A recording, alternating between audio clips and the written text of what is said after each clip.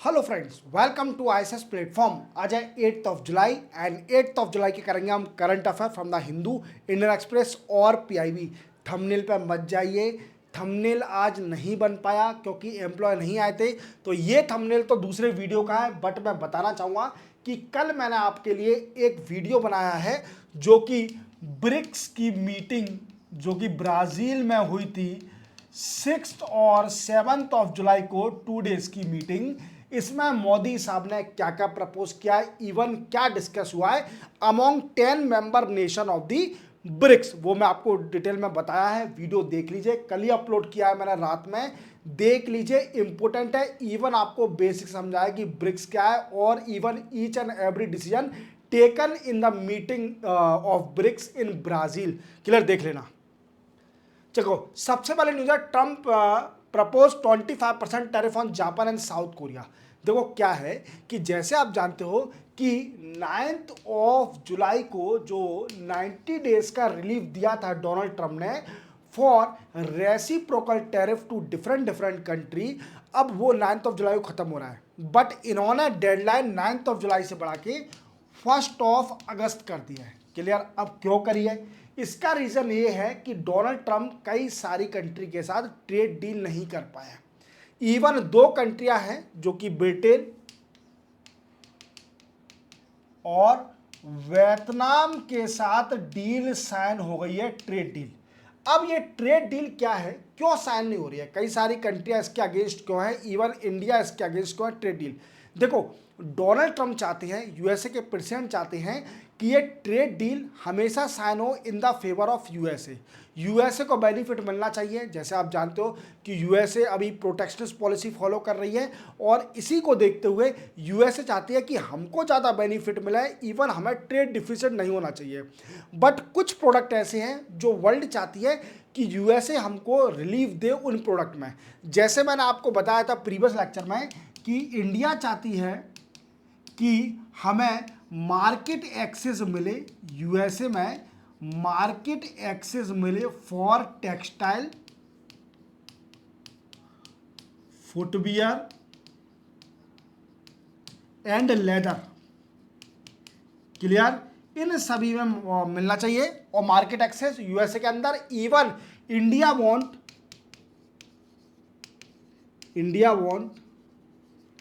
Reduce tariff that proposed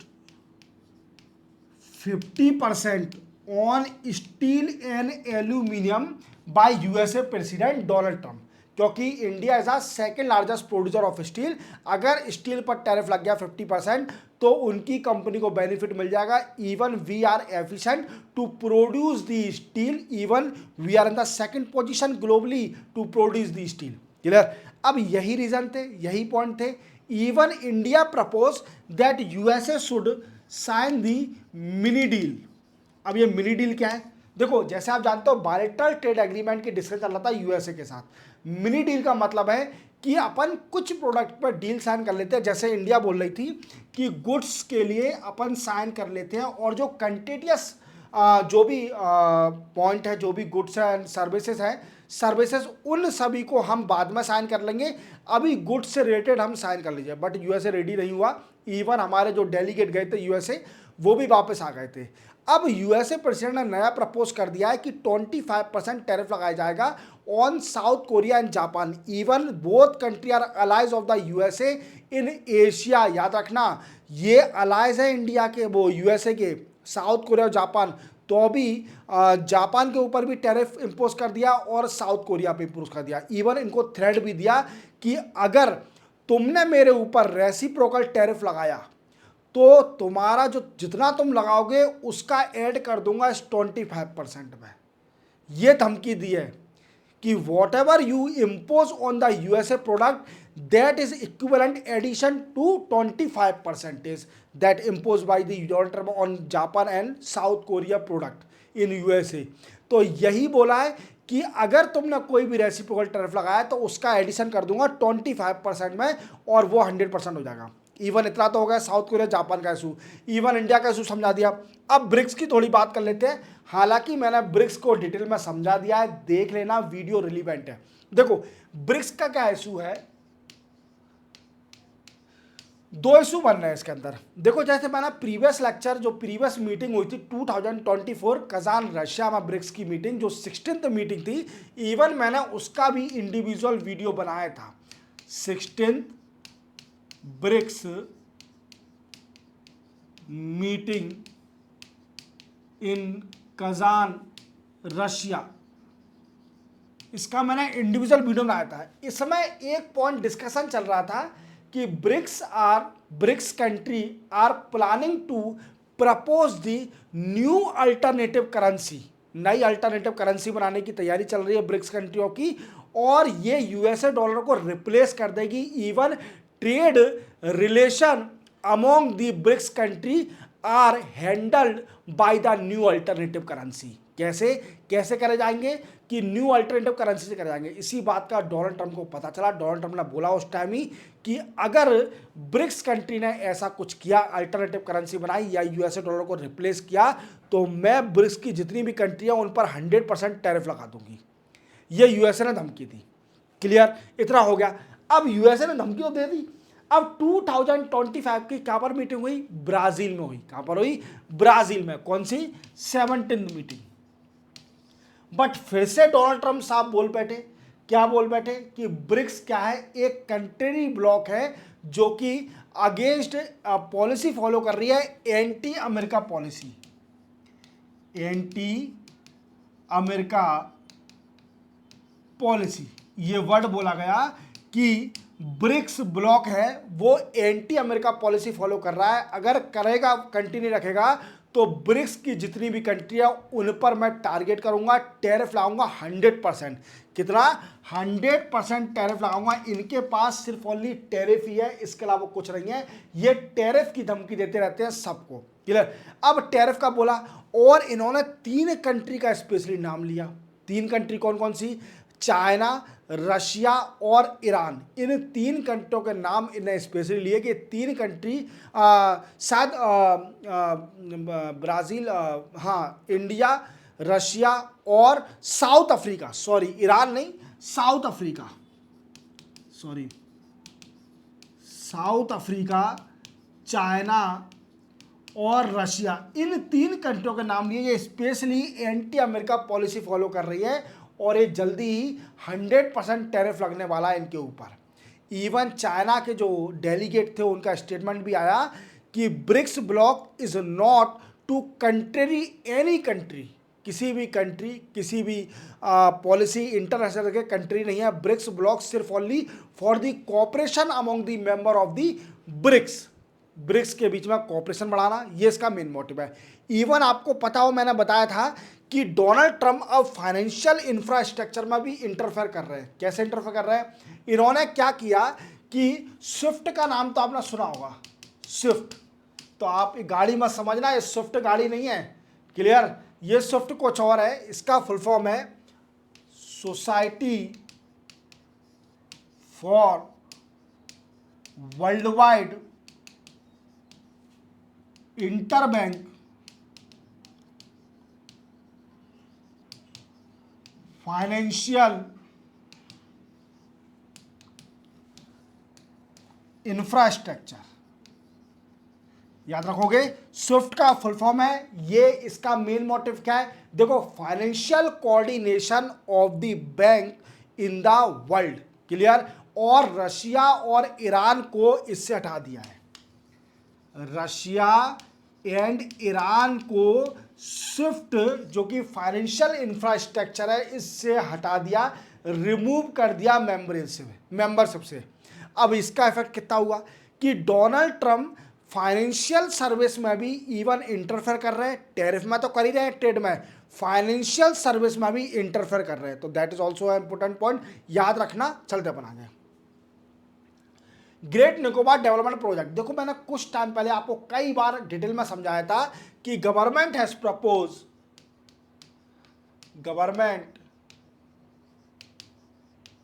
has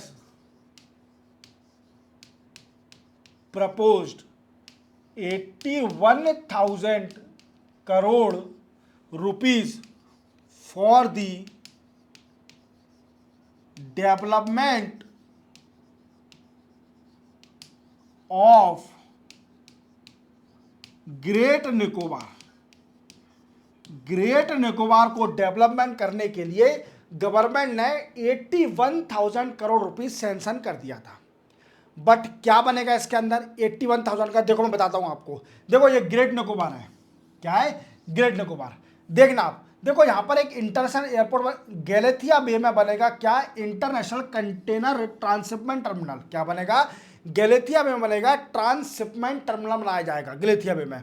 then after यहां पर एक इंटरनेशनल एयरपोर्ट बनेगा। इवन ग्रेट निकोबार आइलैंड के सबसे नीचे यहां पर एक पावर प्लांट बनाया जाएगा। कौन से power plant? Solar and wind power plant.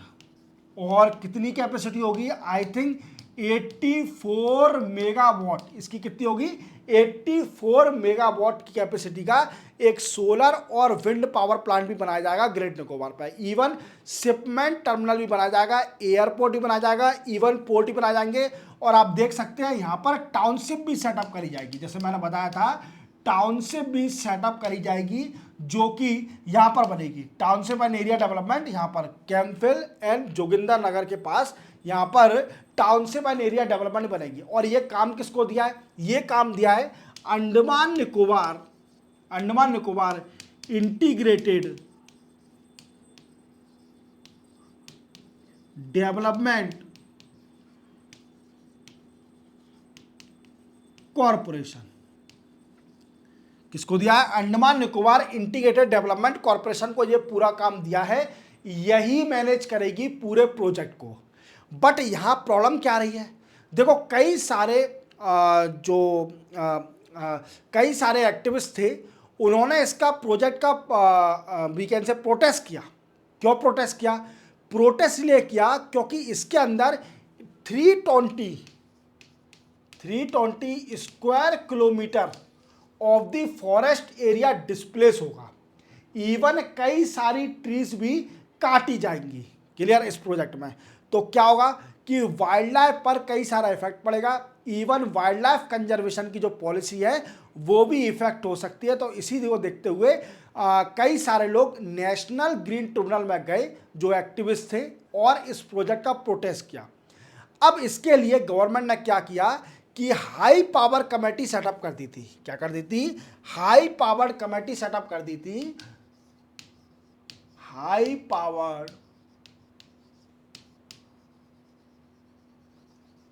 Committee setup करी थी। हाई पावर कमेटी सेटअप करने के साथ इवन एनवायरमेंट क्लियरेंस के लिए, एनवायरमेंट क्लियरेंस कौन देता है? मिनिस्ट्री ऑफ एनवायरमेंट देगी। एनवायरमेंट क्लियरेंस मिल भी गया था। अब इसके लिए हाई पावर कमेटी सेटअप करी क्योंकि कई सारे लोग प्रोटेस्ट कर रहे थे। It is against the policy of wild life conservation. तो हाई पावर कमेटी का भी रिपोर्ट आ गई है और ये रिपोर्ट नेशनल ग्रीन ट्रिब्यूनल जो कि 6 जज की बेंच थी, 6 मेंबर बेंच इस केस को सुन रही है, नेशनल ग्रीन ट्रिब्यूनल। और इसको हाई पावर कमेटी ने रिपोर्ट ने सबमिट भी कर दिया। अब इस रिपोर्ट में क्या है? तो देखो अभी इस रिपोर्ट को रिवील नहीं करा गया है, ये सिर्फ ओनली नेशनल ग्रीन ट्रिब्यूनल को सबमिट करी है। क्या करी है? नेशनल ग्रीन ट्रिब्यूनल को सबमिट करी है। जैसे ही रिवील होगी मैं आपको बताऊंगा। बस आपको याद रखना ग्रेट निकोबार डेवलपमेंट प्रोजेक्ट क्या है। 81,000 करोड़ सैंक्शन करे थे गवर्नमेंट ने, जिसके अंदर ट्रांसशिपमेंट फैसिलिटी सेटअप करी जाएगी, airport, port, even power plant setup करे जाएंगे और टाउनशिप एंड एरिया डेवलपमेंट भी सेटअप करा जाएगा यहाँ पर। क्लियर? गैलेथिया पोर्ट का नाम याद रखना इस जगह। क्लियर? और इसी के साथ आपको एक और चीज़ याद रखना पड़ेगा इसके अंदर कि एनवायरमेंट क्लियरेंस बन गया है। 320 स्क्वायर किलोमीटर का एरिया, फॉरेस्ट एरिया डिस्प्लेस हो रहा है। कई सारे ट्री को एक्स कर रहे हैं। इवन इसके कई सारा एक्टिविस्ट प्रोटेस्ट कर रहे थे और प्रोटेस्ट करने के साथ एक हाई पावर्ड कमेटी बनाई गई जो कि रिपोर्ट अब सबमिट कर दिया नेशनल ग्रीन ट्रिब्यूनल को। याद रखना। चलते बनाएंगे ब्रिक्स फाइनेंस मिनिस्टर मीटिंग। देखो ब्रिक्स की अभी फाइनेंस मिनिस्टर मीटिंग हुई। ब्रिक्स की finance minister, BRICS finance minister and governor of central bank. जितने भी कंट्री में सेंट्रल बैंक है उनके गवर्नर और फाइनेंस मिनिस्टर की मीटिंग हुई, ब्रिक्स की मीटिंग। क्लियर। अब इसमें जो हमारी निर्मला सीतारमण मैम जो फाइनेंस मिनिस्टर है ये भी गई थी। इन्होंने बड़ी अच्छी बात बोली जो कि आपको मेंशन करके आना है एग्जाम में। जैसे इंडिया की पोजीशन अभी स्ट्रॉन्ग डोमेस्टिक डिमांड है, we can say domestic demand अभी स्ट्रॉन्ग है इंडिया में, and there is no need to worry for India even prudent macro economic management. Macro economy को मैनेज करने में भी इंडिया एफिशिएंट है। इवन इसी के साथ even structural finance,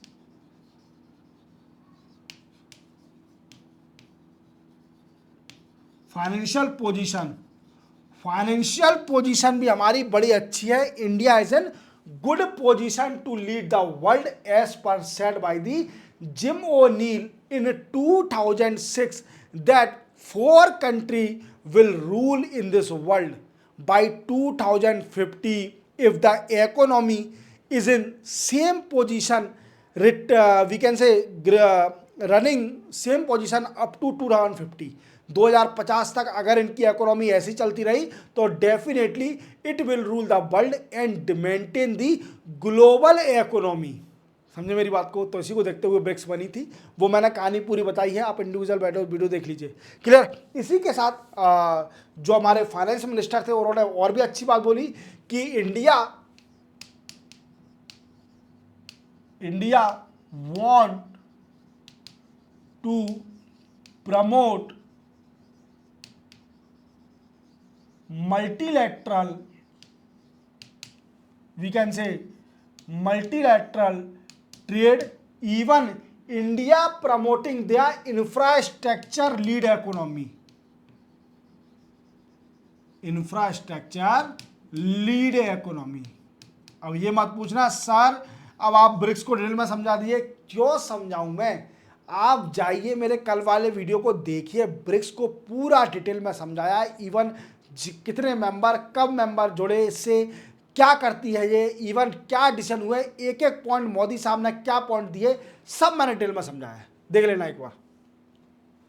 2027 census will be conducted digitally. देखो जैसे आप जानते हो कि सेंट्रल गवर्नमेंट डिसाइड किया क्योंकि 2021 में सेंसस हो नहीं पाया। क्लियर। और इसी को देखते हुए क्या किया, क्यों नहीं हो पाया, क्योंकि कोरोना चल रहा था उस टाइम और कोविड-19 चल रहा था। तो क्या है, गवर्नमेंट ने डिसाइड किया कि 2027 में सेंसस हो जाएगा। इवन 2026 में स्टार्ट होगा, 2 साल चलेगा 2027 तक, और हमें भी पता चल जाएगा हमारी कंट्री में कितनी पॉपुलेशन है, सेंसस है, जानते हो। बट अभी डिसाइड किया गया है कि सेंसस डिजिटली करा जाएगा। कैसे डिजिटली करा जाएगा, क्या डेटा कलेक्टेड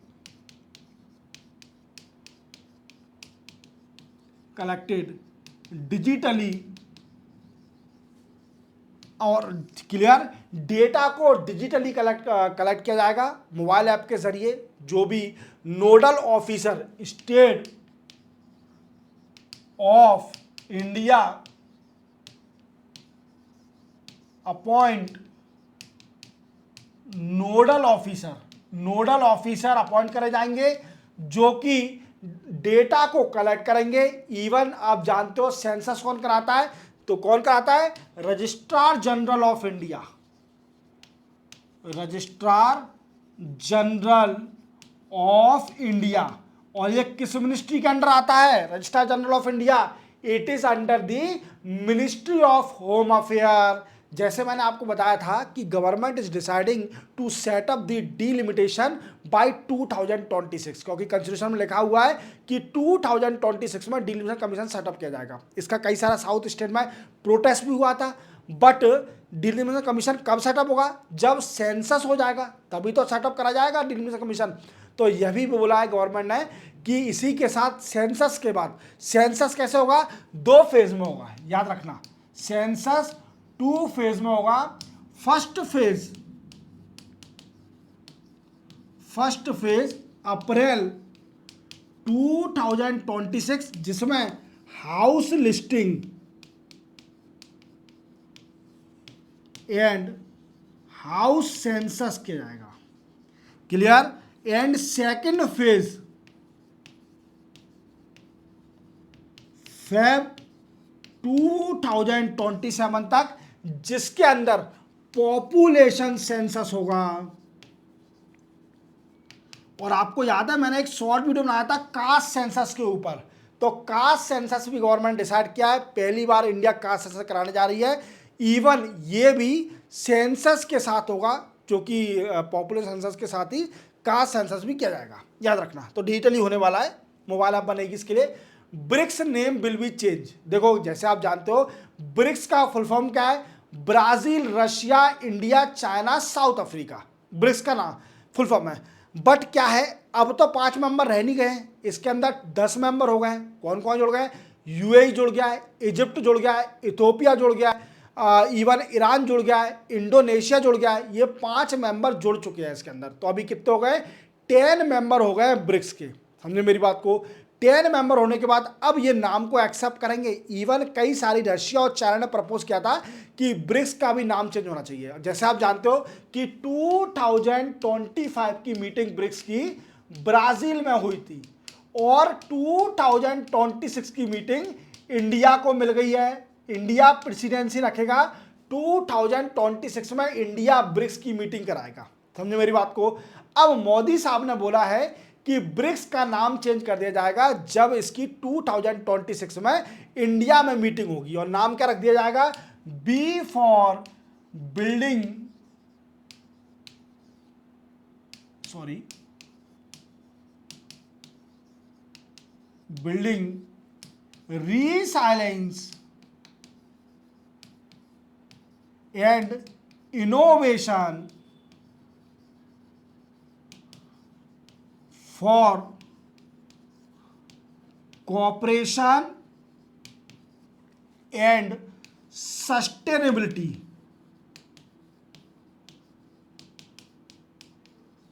ये इसका नाम रख दिया जाएगा, building resilience and innovation for cooperation and sustainability.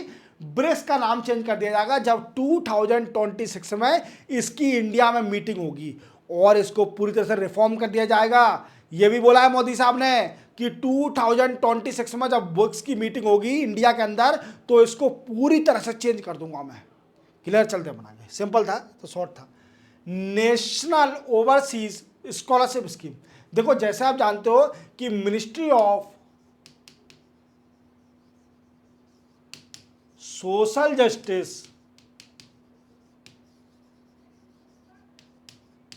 And empowerment, नहीं एम्पावरमेंट है, हाँ एम्पावरमेंट, इसने एक स्कीम निकाली थी जिसको बोलते हैं नेशनल ओवरसीज स्कॉलरशिप स्कीम। इस स्कीम में क्या था कि देखो कई सारे हमारे इंडिया में शेड्यूल कास्ट हैं, डी नोटिफाइड ट्राइब्स हैं, इवन सेमी नोमैडिक्स, नोमैडिक्स।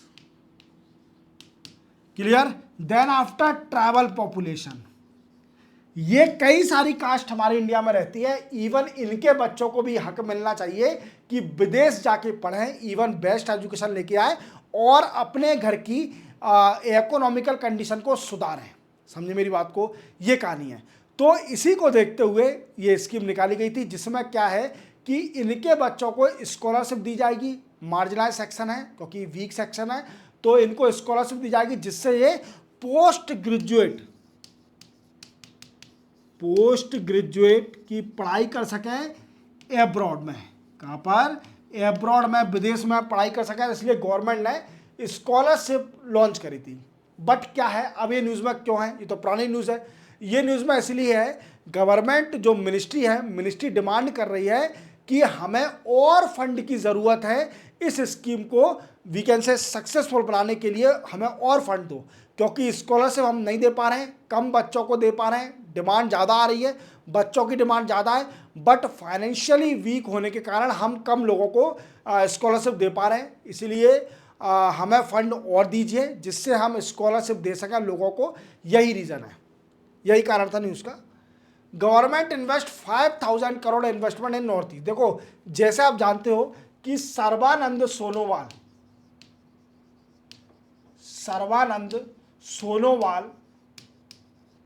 ये minister of port, shipping and waterway के मिनिस्टर हैं। क्लियर? ये minister of port, shipping and waterway के मिनिस्टर है सर्बानंद सोनोवाल, फॉर्मर आसाम सीएम है। क्लियर? इनका काम क्या है? देखो इनका काम ये है कि water level maritime cooperation each and everything, जैसे container each and everything, port container, what I say, तो पोर्ट कंटेनर को एनहांस करना, ईजम क्रूज को, टूरिज्म को बढ़ाना। तो क्या है कि नॉर्थ ईस्ट के अंदर वाटरवे को एनहांस करने के लिए गवर्नमेंट ने अभी 5,000 करोड़ रुपीस अलोकेट कर दिया है। कितना? 5,000 रुपीस करोड़ अलोकेट कर दिया है। इसमें क्या होगा, इसके वाटरवे, देखो वाटरवे, इनलैंड वाटरवे, जैसे आप जानते हो इनलैंड वाटरवे क्या होता है? इनलैंड वाटरवे का मतलब होता है जो नदियों से ट्रांसपोर्ट किया जाता है, जो भी फ्राइट है, जो भी सामान है, गुड्स है, उसको जब नदियों के जरिए ट्रांसपोर्ट किया जाता है, that is called inland waterway, अपनी नदियों का। तो नॉर्थ ईस्ट की नदियों से ट्रांसपोर्ट करना, इसको एनहांस करने के लिए गवर्नमेंट ने 50,000 करोड़ रुपीस अलोकेट कर दिया for the investment in north east. इसी के साथ 50,000, अब इसमें क्या होगा, कंटेनर, जो कंटेनर है उनकी कैपेसिटी को एनहांस किया जाएगा, इवन क्रूज जानते हो, क्रूज टूरिज्म को प्रमोट किया जाएगा नॉर्थ ईस्ट के अंदर। क्रूज में हर आदमी जाना चाहता है, जैसे हाउसफुल 5 मूवी देखी होगी, वो मूवी पूरी शूट कहाँ पर हुई है? क्रूज पर हुई है। क्लियर? तो क्रूज में सब जाना चाहते हैं। देन आफ्टर 50,000 जॉब दी जाएगी इन मैरीटाइम में जॉब दी जाएगी। इवन ये देगा कौन? देगा किसको अथॉरिटी दी है? तो वो दी है we can say maritime skill development corporation in Guwahati. कहां पर? गुवाहाटी में। इसी के साथ सेंटर ऑफ एक्सीलेंस भी सेटअप करा जाएगा, इन डिब्रूगढ़ कहां पर है? आसाम में भी है। क्लियर? यहां पर सेंटर ऑफ एक्सीलेंस और मैरीटाइम स्किल डेवलपमेंट कॉर्पोरेशन, जो कि गुवाहाटी में, ये दोनों मिलके क्या करेंगी? 50,000 नॉर्थ ईस्ट पीपलों को मैरीटाइम के लिए ट्रेनिंग देंगी, उनको जॉब देंगी। क्लियर? तो क्या होगा, कंट्री कैपेसिटी बढ़ेगी, इनलैंड वाटरवे बढ़ेगा, इवन क्रूज टूरिज्म बढ़ेगा, और इसी के साथ स्किल भी बढ़ेगी, लोगों की जॉब भी मिलेगी। तो यही कहानी है। इवन काला धन मल्टी मॉडल